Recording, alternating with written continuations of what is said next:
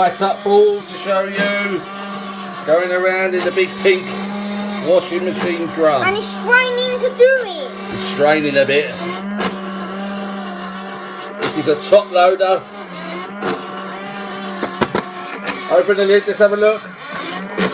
Oh, he's straining to do it, Bobby, isn't he? He's flashing, but the big pinky's struggling. Again. He's still going though, isn't he? Yes.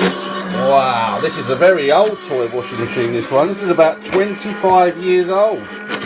They don't make them anymore. It's one of our favourites because there's not many top loader toy washing machines on the market. What are they, Bobby? The ones that they sell, all the rest of the toy washing machines? They sell an old Boogaloo, Yeah. a smart automatic hot point button range, Miele, and all those other toy washing machines. Yeah. We've got a smart up there. We've got some other toy washing machines you can see on our channel. And we've got a smart up there. Yeah, we've got a smart up there which we can show you in another video, but this is the very old big pink washing machine with flashing white ball inside. Drawing with Mary Lou. Yes. Is this one of your favourite washing machines, Bobby? Yeah. Yeah. Has it got any good features?